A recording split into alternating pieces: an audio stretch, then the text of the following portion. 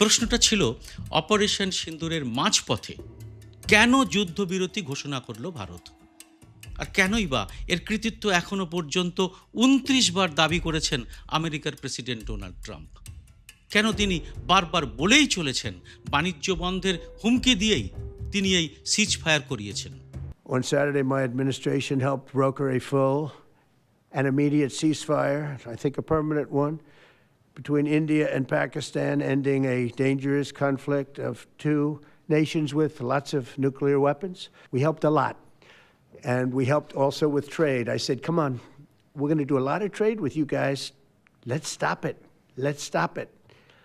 If you stop it, we're doing trade. If you don't stop it, we're not going to do any trade. আর এর একটা মুখের মতো জবাব প্রধানমন্ত্রী নরেন্দ্র মোদীর কাছ থেকে শুনতে চেয়েছিলেন তামাম দেশবাসী। দেখতে চেয়েছিলেন চীনকে স্পষ্ট করে সতর্কবার্তা দিয়ে নিজেদের শক্তিটুকু বুঝিয়ে দিচ্ছেন। এটাই মোদির কাছ থেকে চেয়েছিলেন তার অন্ধভক্তরাও। বিশেষ করে তার ভাষণ শুরুর কিছুক্ষণ আগেই বিরোধী দলনেতা রাহুল গান্ধী প্রধানমন্ত্রীকে সংসদে দাঁড়িয়ে রীতিমতো চ্যালেঞ্জ ছুড়ে দিয়েছিলেন। বলেছিলেন, যদি মোদিজির মধ্যে ইন্দিরা গান্ধীর ৫০% সাহস থাকে তাহলে সংসদে দাঁড়িয়ে স্পষ্ট করে জানিয়ে দিন ডোনাল্ড ট্রাম্প মিথ্যে দাবি করছেন। স্পষ্ট বলে দিন ট্রাম্প যুদ্ধবিরতিতে কোনো ভূমিকা নেননি বা ভারতের কোনো যুদ্ধ বিমান ধ্বংস হয়নি। 29 times he said, 29 बार उन्होंने बोला कि भैया मैंने सीज फायर करवाया। अच्छा, अगर वो झूठ बोल रहे हैं तो अपने भाषण में यहां प्रधानमंत्री कह दें कि वो झूठ बोल रहे हैं। यहां पे अगर दम है तो यहां पे प्रधानमंत्री बोल दे कि ट्रंप झूठ बोल रहे हैं। If he has the courage, if he has the courage, if he has the courage of Indira Gandhi, yes, let him say here, yes, let him say here, yes, that Donald Trump, you're a liar, yes, that you did not make a ceasefire and that we did not lose any planes. Let him say it here, yes, if he has the courage. 50% भी है इंदिरा गांधी का, तो यहां बोल दे। কিন্তু রাহুলের challenge নিতে কি সাহস পেলেন না মোদি? এই সোজাসাপটা প্রশ্নটির কোনো উত্তর না দিয়েই ১.৫ ঘন্টার ভাষণে মোট ১৪ বার নেহেরুর নাম তুলে তাঁকেই তুলোধনা করলেন মোদি। আর এই বক্তব্যের মধ্যেই রাহুল যখন ফের টিপ্পনি ছুড়ে দিলেন, আপনি কেবল বলে দিন ট্রাম্প মিথ্যে কথা বলছেন, তখন একেবারে খেই হারিয়ে ফেলে অপেক্ষা করুন বলে গ্লাস থেকে জল খেতে শুরু করলেন মোদি। তারপরেও নিলেন না ট্রাম্পের নাম করলেন না চীনেরও, যারা পাকিস্তানের পিছনে থেকে ভারতীয় সেনার সঙ্গে লড়েছে বলে স্পষ্ট জানিয়েছেন সেনাকর্তা রাহুল কে Singh. What happened is that the government of India thought they were fighting Pakistan. And when they arrived, they suddenly realized that they were not fighting Pakistan, they were fighting China and Pakistan. Yes. Meaning that the Pakistani army was attached. Pakistani Air Force was attached to the Chinese Air Force. And not only that, the doctrine of the Pakistani Air Force was completely changed. The information available to the Pakistani Air Force was completely changed. And the Chinese were feeding information, critical battlefield information, satellite information, targeting information to the Pakistanis. And if you don't believe me, one second. If you don't believe me, General Rahul Singh, during a FICCI event, May 11th, when the DGMO level talks were going on, Pakistan actually was mentioning, we know that you such and such important vector is primed and ready for action. I would request you to perhaps pull it back. And he says, so it is very clear they were getting live battlefield inputs from China.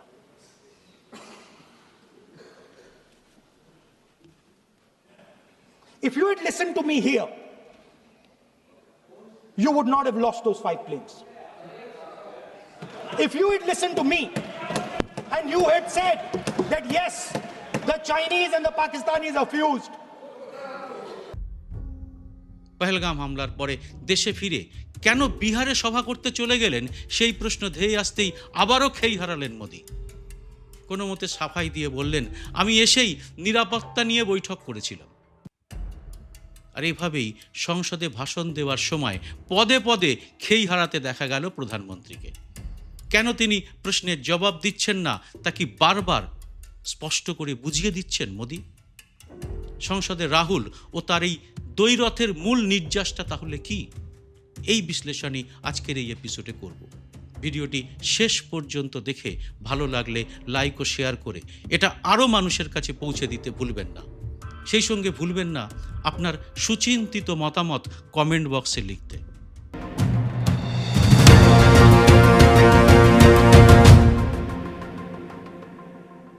নমস্কার, সবাইকে স্বাগত। আমি সুব্রত বসু।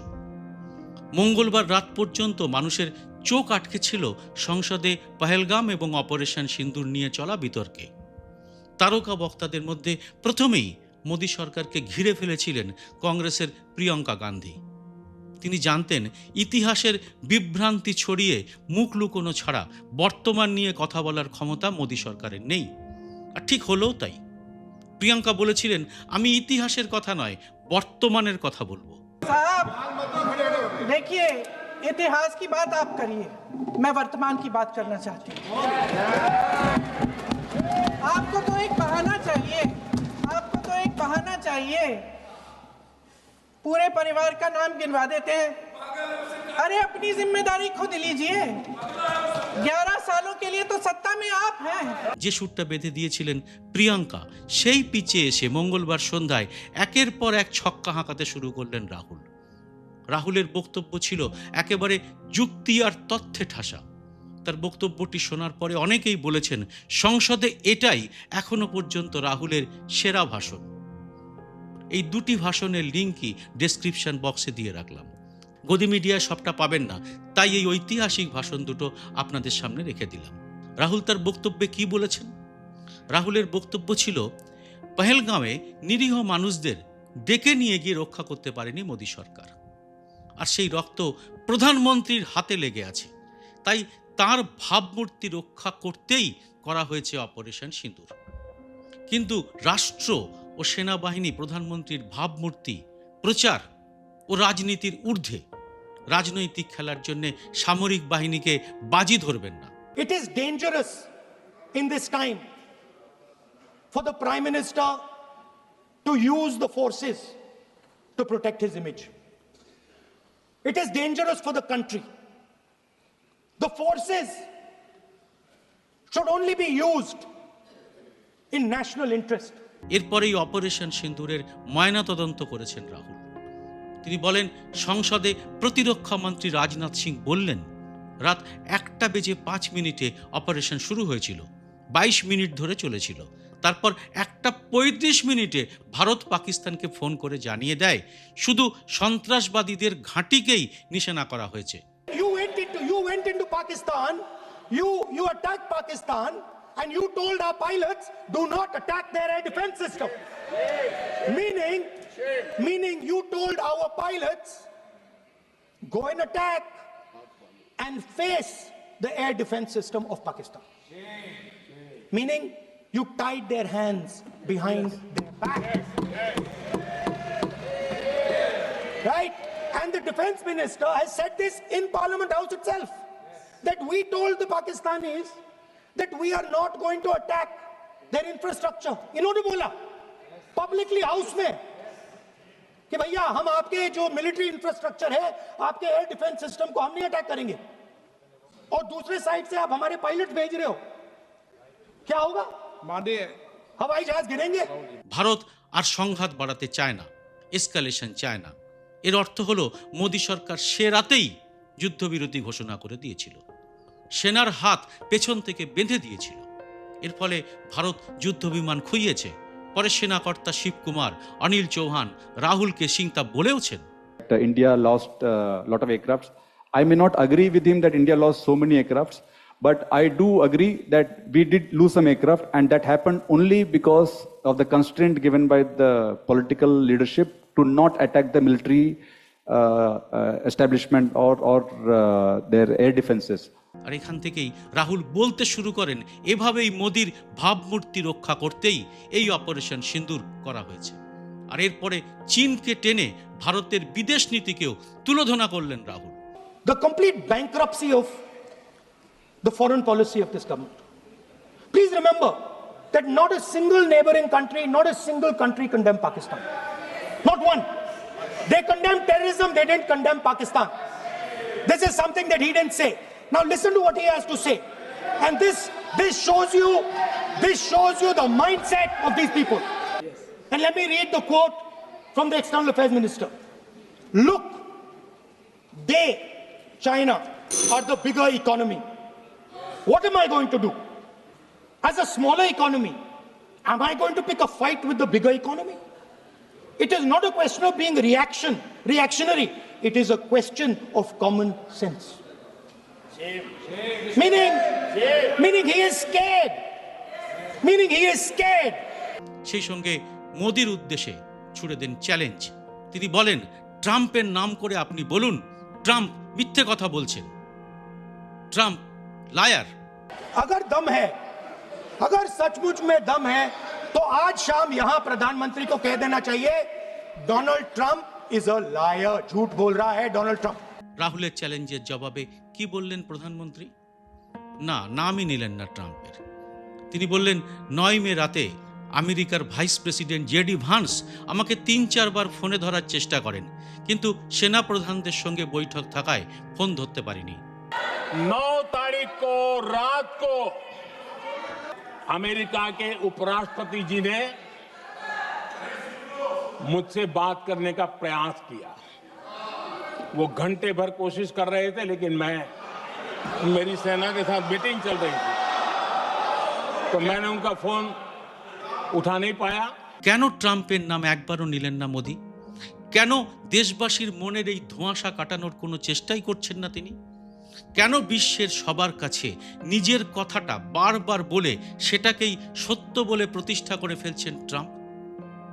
কেন মোদি সংসদে দাঁড়িয়েও বললেন না যুদ্ধবিরতির সিদ্ধান্ত নিয়ে ট্রাম্প মিথ্যে কথা বলছেন? কেন বললেন না চীনের কথা? বললেন না কোনো যুদ্ধ বিমান ধ্বংস হয়নি, এটা ট্রাম্পের আর একটা মিথ্যা? কেন সংসদে দাঁড়িয়ে দেশবাসীর কাছে এত বড় একটা গুরুত্বপূর্ণ বিষয়ের তথ্য প্রমাণ হাজির না করে শুধু 14 বার নেহরুর নাম নিয়ে 1.5 ঘন্টার বক্তব্য রাখলেন? এতে কি বোঝাতে চাইলেন তিনি, আর মানুষই বা কি বুঝলেন? আর তিনি যখন এসব কথা বলছেন, সেই সময় তার দলের সাংসদরা কি করছেন? এর একটি ছবি ভাইরাল হয়েছে। সেটাতে দেখা যাচ্ছে মোদির বক্তব্যের সময়ই তার দলের একাধজন নন, অনেকেই ঘুমোচ্ছেন। তাহলে বুঝতেই পাচ্ছেন মোদির ভাষণে কতটা নতুন তথ্য ছিল। নিজের দলের সাংসদরাই তার কথা শুনতে শুনতে ঘুমিয়ে পড়েছেন। আর কতবার দেশবাসীকে শুনতে হবে সব দোষ নেহেরুর? দেশভাগের জন্যে নেহেরুকে দায়ী করবেন, আর বাংলা ভাগের জন্যে শ্যামাপ্রসাদ মুখার্জিকে কৃতিত্ব দেবেন? এ দ্বিচারিতা আর কতদিন চালাবে বিজেপি? আর পহেলগামে কেন আমাদের মহিলাদের সিঁদুর উজাড় হলো? কেন তার বদলায় করা অপারেশনের সময় ট্রাম্প এসে যুদ্ধবিরতি করে দিলেন? তারপরে আসিম মুনিরকে নিয়ে খাতির করে লাঞ্চ করালেন। তার জবাবে আপনি কি করেছেন তা না শুনে নেহেরুর দোষের কথা কেন শুনতে হবে ভারতবাসীকে? আর এখন কেন তাদের সঙ্গে ক্রিকেট ম্যাচ খেলতে যেতে হচ্ছে তারও কোনো জবাব নেই কেন? আর এই জন্যেই কি মোদি সর্বদলীয় বৈঠক এড়িয়ে চলছিলেন? মানেননি বিরোধীদের সংসদের বিশেষ অধিবেশনের দাবিও? আর এবার ফ্যাসাদে পড়ে কার্যত সব প্রশ্নকে পাশ কাটিয়ে নেহেরুর কথা বলে আরও ধোঁয়াশা তৈরি করলেন তিনি। এবার কি ট্রাম্প আরও কোনো নতুন কথা বলবেন তার মাই ডিয়ার ফ্রেন্ডকে নিয়ে? আপনারা এই ব্যাপারে কি ভাবছেন জানাবেন কমেন্ট বক্সে। জয় হিন্দ, সত্যমেব জয়তে।